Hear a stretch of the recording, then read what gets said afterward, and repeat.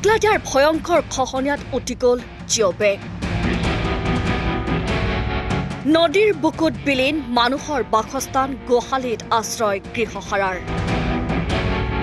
গভীৰ অনিশ্চয়তাত অৰ্ধ শতাধিক পৰিয়ালৰ হাহাকাৰ।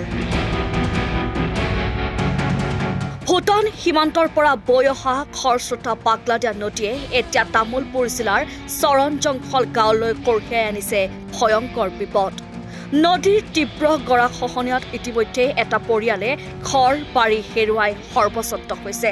লগতে কাষৰীয়া 10ৰ পৰা 12টা পৰিয়াল তাৎক্ষণিক বিপদত থকাৰ বিপৰীতে সমগ্ৰ 70টা পৰিয়াললৈ ভাবুকিৰ সৃষ্টি হৈছে। গাঁওখন সুৰক্ষিত কৰিবলৈ ছমাহ পূৰ্বে স্থাপন কৰা জিঅ'বেগৰ একাংশ বৰ্তমান তীব্ৰ সোঁতত বিলীন হোৱাৰ উপক্ৰম হৈছে। স্থানীয় লোকৰ অভিযোগ, বৰষুণৰ মাজতে চলি থকা সুৰক্ষা কাম সঠিক স্থানত নকৰাৰ ফলতে জিঅ'বেগ নদীৰ সোঁতত ক্ষতিগ্ৰস্ত হৈছে। এইফালে গৰাখহনীয়াত ঘৰ-বাৰী হেৰুৱাই বৰিৰাম ৰাভাৰ পৰিয়াল এতিয়া গোহালি ঘৰতে আশ্ৰয় লৈ জীৱন নিৰ্বাহ কৰিবলৈ বাধ্য হৈছে।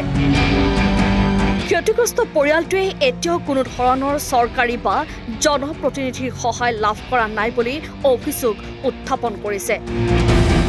যে এই পাগলাদিয়া নদীৰ চৰং জংঘলৰ যিটো ওচৰেদি গৈছে পাগলাদিয়া নদী, এই পাগলাদিয়া নদীটোই যথেষ্টভাৱে মানে সোঁত কাৰণে পানীৰ যিটো কাৰেণ্ট এইটো যথেষ্ট সোঁত।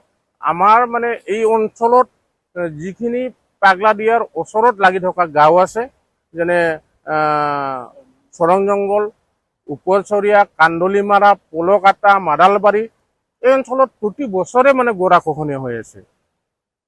আৰু আমি বাৰে বাৰে চৰকাৰক আমি মানে অনুৰোধ জনাইছোঁ যে আজিলৈকে ইয়াৰ সঠিক ব্যৱস্থা চৰকাৰে ল'ব পৰা নাই। এতিয়া গাঁওবাসীয়ে নদীৰ গতিপথ নিয়ন্ত্ৰণ কৰাৰ লগতে সঠিক স্থানত জিঅ'বেগেৰে মথাউৰি নিৰ্মাণৰ কাম শীঘ্ৰে সম্পূৰ্ণ কৰি চৰণ জংঘলক গৰাখহনীয়াৰ পৰা ৰক্ষা কৰিবলৈ চৰকাৰক সজোৰে দাবী জনাইছে। চাব পাৰে আমাৰ যিটো ঠিকাদাৰে কাম কাজ কৰি আছে, যদি একেবাৰে লেহেমীয়া।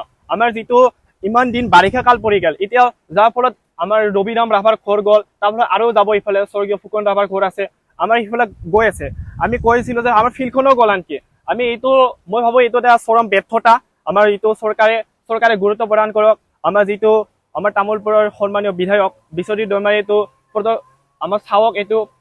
তাৰফলত আমাৰ বিভাগীয় মন্ত্ৰী জলসম্পদ বিভাগৰ সুশান্ত বৰগোহাঁই ডাঙৰীয়া চাওক, আমাক গুৰুত্ব প্ৰদান কৰক। নহ'লে প্ৰতি বছৰে আমাৰ এইটো নদীয়ে এটা ভয়াৱহ ৰূপ লৈছে আৰু যাৰ ফলত এই অঞ্চলবাসীয়ে ভুগিব লগা হৈছে। সেয়া আমি অনুৰোধ জনাইছোঁ, এইটো গুৰুত্ব প্ৰদান কৰক। Bureau report, headline 8।